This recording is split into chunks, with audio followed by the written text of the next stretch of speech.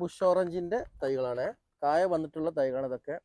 പുതിയ പുതിയ കായപ്പോൾ നിറച്ച് വരുന്ന അത് വലിയ അതിന്റെ അടുത്തൊക്കെ നോക്കി ചെറിയ ചെറിയ കായ എല്ലാത്തിലും മൊത്തം ഉണ്ട്. അതിലൊക്കെ ചെറിയ കായകളുണ്ട്. അതാ അവിടെയൊക്കെ കായകളുണ്ട്. ഇതെല്ലാം കായുള്ള തൈകൾ തന്നെയാണ്. ഈ തൈകൾ എത്ര രൂപ?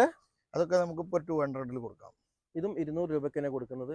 ഇത് കാണുന്നത് കോട്ടർകോൺ കേട്ടോ. കോട്ടർകോണിന്റെ കാഴ്ച നിൽക്കുന്ന മാവിന്റെ തൈകളാണ് കാണണ്ട. മാമ്പഴമാണ് കാണുന്നത്. ഉണ്ടല്ലേ? ഇവിടെയൊക്കെ ഉണ്ട്. ഇവിടെ എല്ലാ കൊമ്പിലും ഇതൊക്കെ കാഴ്ച നിൽക്കുന്നുണ്ട്. ഇവിടെയൊക്കെ ഉണ്ട്. ഇനി ഇതിന്റെ താഴെ ഭാഗത്ത് നോക്കി നോക്കൂ. കടവണ്ണം കോട്ടർകോണം ബഡ് ചെയ്തതാണ്.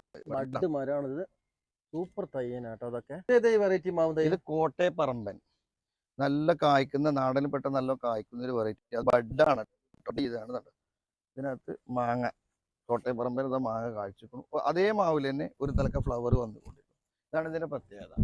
ഫ്ലവർ ഇത് എപ്പോഴും ഫ്ലവർ ഉണ്ടായിക്കോട്ടെ.